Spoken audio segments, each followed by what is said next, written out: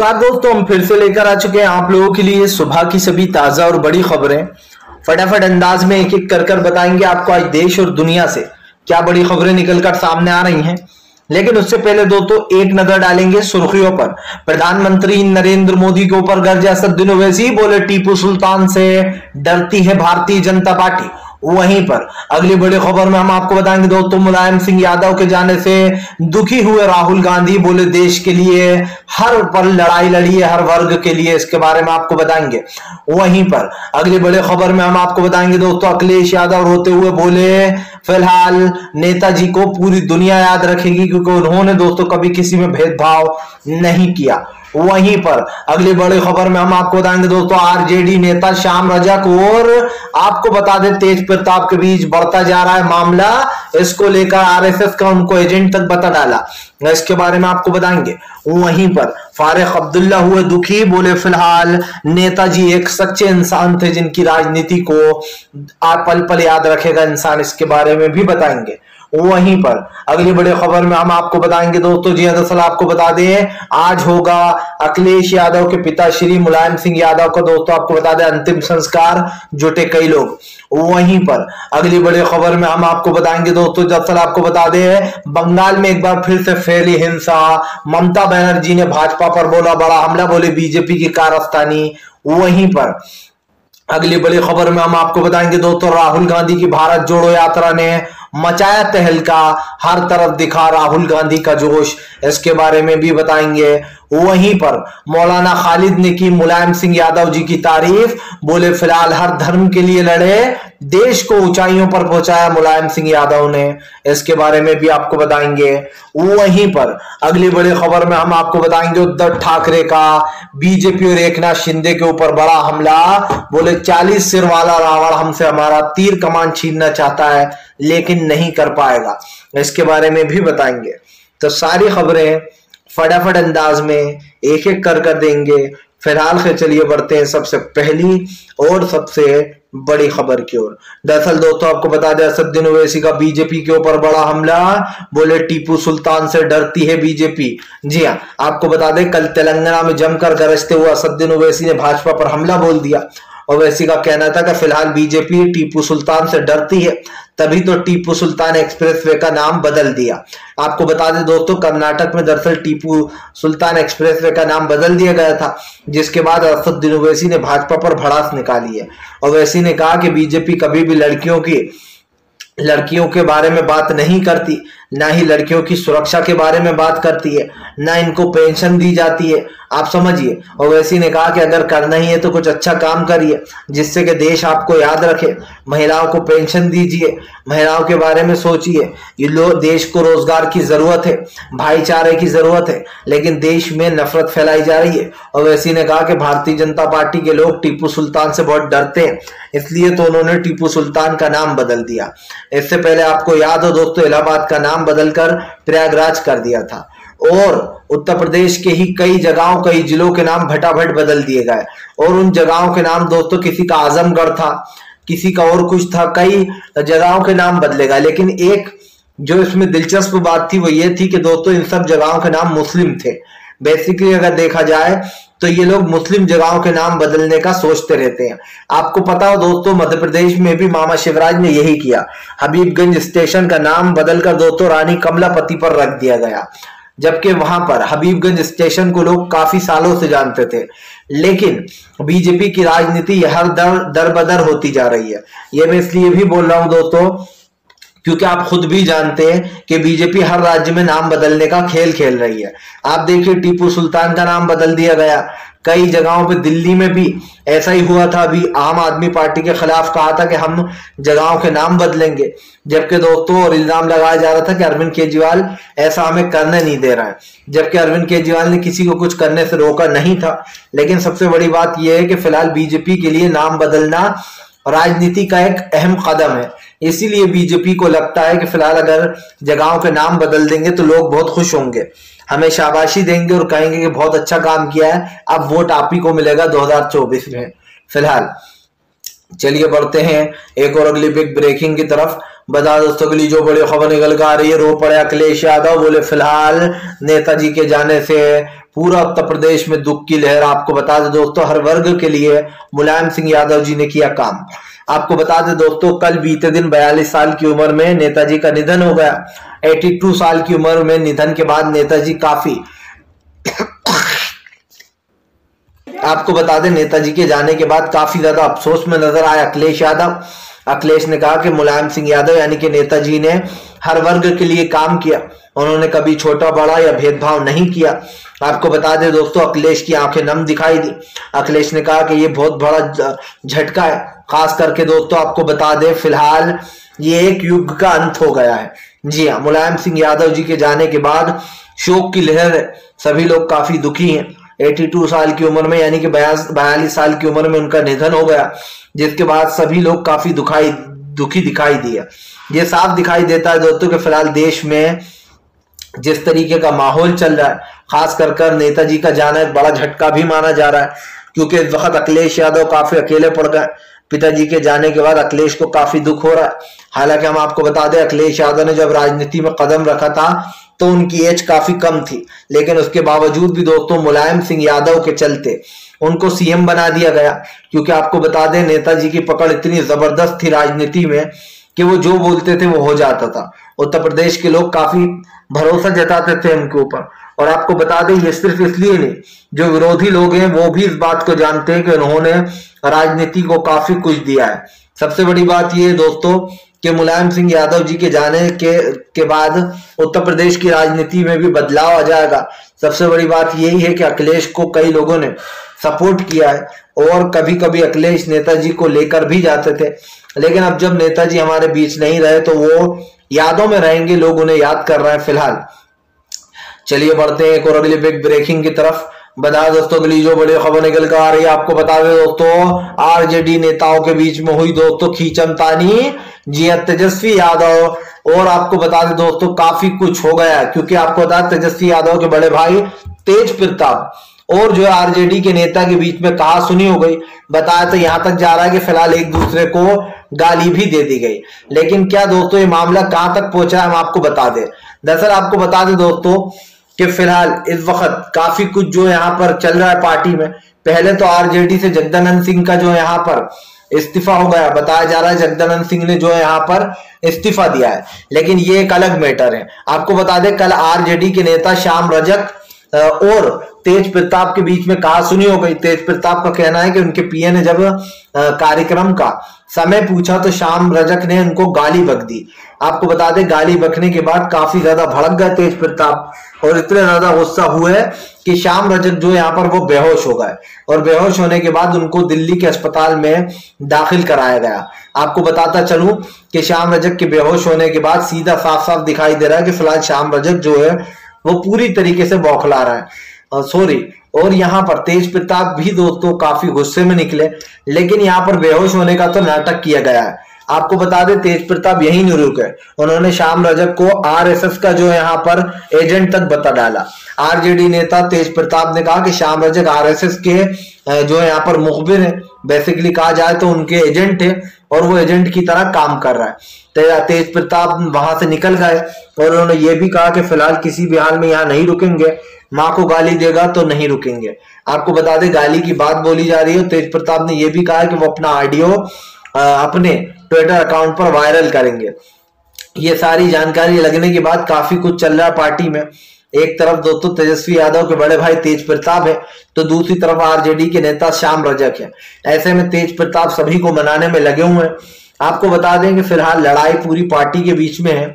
एक तरीके देखा जाए तो पहले तो जगदानंद भी काफी उदास चल रहा है, क्योंकि आपको बता दूं दोस्तों इन दिनों आरजेडी के कई नेता नाराज हो गए। अब जगदानंद का मैटर आपको याद ही होगा दोस्तों, जगदानंद जी के बेटे ने 1-2 दिन पहले अभी अपना इस्तीफा दे दिया था और उसके बाद दोस्तों अब जगदानंद ने भी अपना इस्तीफा थमा दिया है।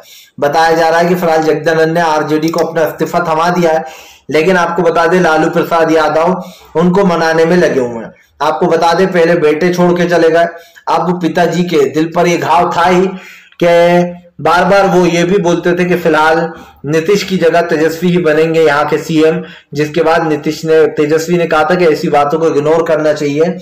उस बात पर भी बताया जा रहा है वो नाराज चल रहे थे। ऐसे में उन्होंने अब अपना इस्तीफा दे दिया। लेकिन आपको बता दें कि वो काफी दिग्गज नेता माने जाते हैं दोस्तों। और सबसे बड़ी बात यह कि जगदानंद सिंह के जाने के बाद अब पूरी आरजेडी उनको मनाने में लगी हुई है। देखना यह है कि क्या जगदानंद जी वापस आएंगे या फिर नहीं। चलिए बढ़ते हैं और अगली बिग ब्रेकिंग की तरफ। बता दोस्तों अगली जो बड़ी खबर निकल कर आ रही है, नेताजी के जाने से दुखी हुए फारूक अब्दुल्ला बोले फिलहाल एक समय का एक युग का अंत हो चुका है। उन्होंने हर वर्ग के लिए लड़ाई लड़ी, मेरे साथ बैठते थे। आपको बता दें फारूक अब्दुल्ला को नेताजी की याद आ गई।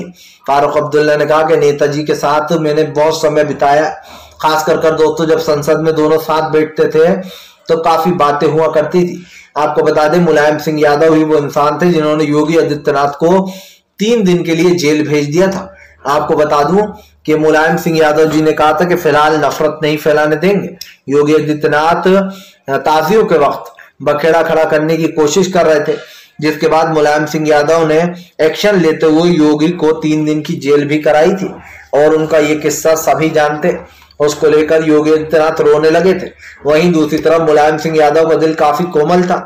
उन्होंने कहा था कि रोइए मत, लेकिन वो समझाने की कोशिश किया करते थे विपक्ष के नेताओं को। पर विपक्ष के नेताओं का तो आपको पता ही है।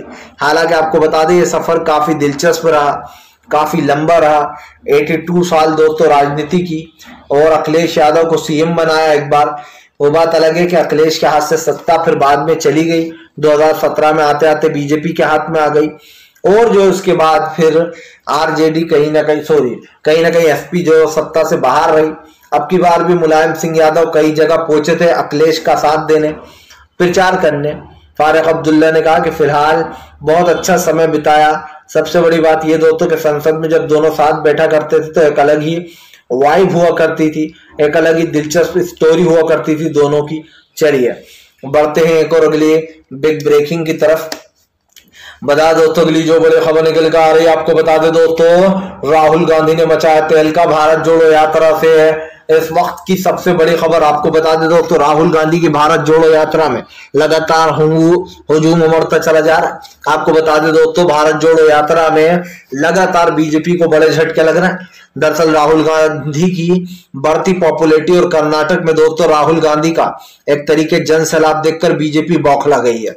सब लोग दोस्तों अलग अलग राज्यों को घेरने में लगे, लेकिन राहुल गांधी बीजेपी शासित राज्यों में अपनी हुंकार भर रहे हैं। सबसे बड़ी बात यह दोस्तों कि फिलहाल ये राज्य सबसे ज्यादा मायने रखते हैं। और क्यों रखते हैं ये आप भी जानते हैं कि फिलहाल इस वक्त दोस्तों बीजेपी को हराने के लिए, बीजेपी से दोस्तों दो हाथ करने के लिए राहुल गांधी तैयार है।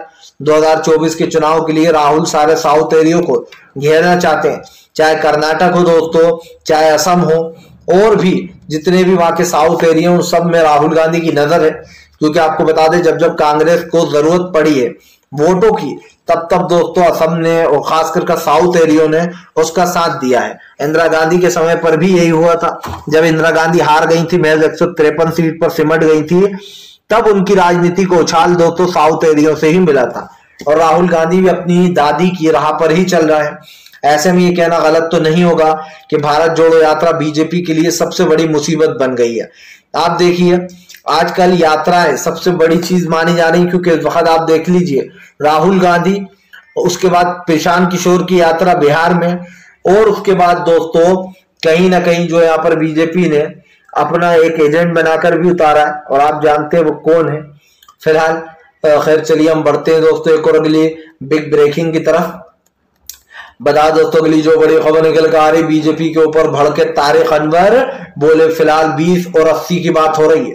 अब ये 20 और 80 क्या है ये समझ लीजिए दोस्तों। आपको पता ही है जब भी बाय इलेक्शंस आते हैं तो मोदी सरकार 20, 80, कोई 30, 70 ऐसी बातें करने लगता है। और ये बातें होती है दोस्तों कास्ट की। दरअसल बीजेपी अपने चुनाव प्रचार में तारिक अनवर का कहना है साफ साफ 20 और 80 कर रही है। मतलब कि दोस्तों हिंदू और मुसलमान कि 20% ही मुसलमान है और 80% हिंदू भाई हैं, तो सब लोग एकजुट होकर वोट दो, बीजेपी का ये कहना है। वहीं दूसरी तरफ तारिक अनवर ने बीजेपी को घेर लिया। तारिक अनवर का कहना कि बीजेपी नफरत फैला रही है, वो लोगों से 20 और 80 की बात कर रही है। कोई 20-80 की बात करता है दोस्तों तो कोई 70-30 की बात करता है। सवाल सिर्फ एक ही है कि क्या भारतीय जनता पार्टी दोस्तों नफरत फैलाकर ही चुनाव जीतेगी? क्या उसको जीतने का सिर्फ एक ही तरीका आता है, एक ही मंत्र आता है, और वो है दोस्तों भेदभाव। आप भी समझते हैं कि देश में दोस्तों किस तरीके का माहौल चल रहा है, लेकिन भारतीय जनता पार्टी देश में सांप्रदायिकता फैलाने से बाज नहीं आएगी। और ये मैंने पहले भी कहा है कि देश की परिस्थितियां जब बदलेंगी ना दोस्तों, तो राजनीति अपने आप ही बदलेगी। लेकिन बीजेपी जिस तरीके का माहौल देश में बना रही है उसको लेकर एक अलग ही चीज है। तारिक अनवर ने यह तक कह दिया कि फिलहाल देश में आज जिन चीजों की जरूरत है बीजेपी उन मुद्दों से भागती है। देश में सांप्रदायिकता नफरत फैलाई जा रही है। तारिक अनवर ने कहा कि 2014 के बाद से बीजेपी ने देश को सांप्रदायिकता में ढाल दिया। आप समझिए, चुनाव में हिंदू मुसलमान की बात होती है, मंदिर मस्जिदों की बात होती है, खास कर जो बीजेपी बोलती है उन वादों को निभाती भी नहीं है। सिर्फ बीजेपी की बातें हैं और इन बातों का दोस्तों कोई और तोड़ ही नहीं है। मतलब झूठ की तो कोई लिमिट ही नहीं है, जितना चाहे उतना बोल लीजिए। ये बीजेपी का एक तरीके से रामबाण इलाज है। ये राजनीति दोस्तों बीजेपी के नेता सालों से कर रहे हैं। इससे पहले आपको याद हो लाल कृष्ण आडवाणी भी यही राजनीति किया करते थे। उनसे पहले कई नेता आए, वो भी हिंदुत्व के बल पर चुनाव लड़ते थे। कई लोगों ने तो बाबरी मस्जिद को मुद्दा बनाया था। लाल कृष्ण आडवाणी ने 2 बार बाबरी मस्जिद को मुद्दा बनाया चुनाव जीतने को, लेकिन दोनों बार हार गए। उसके बाद नरेंद्र मोदी खड़े हुए और नरेंद्र मोदी ने चुनाव जीत लिया। फिलहाल चलते हैं, बढ़ते हैं एक और अगली बिग ब्रेकिंग की तरफ। बता दोस्तों अगली जो बड़ी खबर निकल कर आ रही है, आपको बता दोस्तों मुलायम सिंह यादव का आज होगा अंतिम संस्कार। जी हाँ, जुटा हुजूम। दरअसल आपको बता दें कल बीते दिन मुलायम सिंह यादव जी की तबीयत काफी बिगड़ने के बाद उनका निधन हो गया था। निधन के बाद आपको बता दें मुलायम सिंह यादव जी की आज अंतिम यात्रा होगी। ऐसे में आपको बता दें हुजूम जुट चुका है। एसपी के सारे कार्यकर्ता समेत दोस्तों कई बड़े नेता भी नजर आ रहा है और मुलायम जी का आज पार्थिव शरीर का जो यहाँ पर अंतिम संस्कार कर दिया जाएगा। वहीं दूसरी तरफ आपको बता दें मुलायम सिंह यादव को याद कर काफी भावुक होते हुए नजर आए मनोज झा। मनोज झा ने कहा अभी हाल ही में आरजेडी नेता लालू प्रसाद यादव जी ने मुलाकात की थी नेताजी से और कई बात हुई थी राजनीति के बारे में, लेकिन उनके निधन के बाद काफी अफसोस हुआ है। ऐसे में दोस्तों ये कहना गलत नहीं होगा कि फिलहाल राजनीति विषय को लेकर भी काफी चर्चाओं में रहा करते थे नेताजी अभी हाल ही में अखिलेश का भी साथ दिया था और ऐसे में अब मनोज झा काफी दुखी दिखाई दे रहा है। तेजस्वी ने भी उनको श्रद्धांजलि दी है। तेजस्वी भी पहुंचे। तेजस्वी ने भी साफ कहा कि फिलहाल नेताजी का जाना राजनीति को एक बड़ा झटका है, क्योंकि उनसे काफी कुछ सीखने को मिला। काफी कुछ दोस्तों उन्होंने बताया देश में क्या चल रहा है, किस तरीके से उनकी राजनीति होती थी और कैसे वो हमेशा गरीबों का पक्ष रखा करते थे दोस्तों। चलिए बढ़ते हैं एक और अगली बिग ब्रेकिंग की तरफ। बता दोस्तों अगली जो बड़ी खबर निकल कर आ रही है, आपको बता दें पीएम नरेंद्र मोदी के ऊपर जमकर गरजे अरविंद केजरीवाल। बोले फिलहाल गुजरात के लोगों को लूट रही बीजेपी की सरकार 26 साल में कुछ नहीं दिया, इस बार आम आदमी पार्टी देगी। आपको बता दें आम आदमी पार्टी की सरकार आने वाली है। आम आदमी पार्टी ने घोषणा कर दी है कि जैसे ही सरकार आएगी महिलाओं को 1,000 रुपए फ्री में दिया जाएगा हर महीने। जी हाँ, महिलाओं से केजरीवाल ने बड़ा दाव खेल दिया है। आपको बता दें केजरीवाल की राजनीति दोस्तों फ्री की मानी जाती है और इसीलिए बीजेपी उन्हें फ्री की रेवड़ी के नाम पर घेरती रहती है।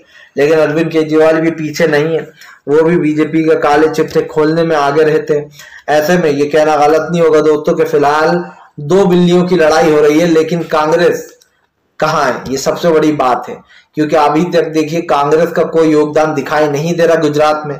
और दोस्तों कांग्रेस इतनी बेवकूफ तो है नहीं, सब देख रहे हैं। कांग्रेस भी सुन रही है जगह जगह कि भैया रैलियां क्यों नहीं हो रही गुजरात में, लेकिन बीजेपी और दोस्तों आम आदमी पार्टी ये आपस में ही भिड़ रहे हैं और आपस में ही जो है यहाँ पर वोट लेने की कोशिश कर। आप देखना ये है कि कांग्रेस बाजी मारेगी, आम आदमी पार्टी में ले जाएगी, या फिर दोस्तों बीजेपी फिर से एक बार आएगी सत्ता में। हालांकि बीजेपी के आने के चांस तो 0 ही समझिए, क्योंकि इस बार दोस्तों गुजरात की जनता काफी गुस्से में है। सबसे बड़ी बात यह कि गुजरात की जनता ने सोच लिया कि वो नरेंद्र मोदी को सत्ता से बाहर निकालेगी। फिलहाल वीडियो अच्छा लगे तो लाइक करें, चैनल पे पहली बार आए तो दोस्तों सब्सक्राइब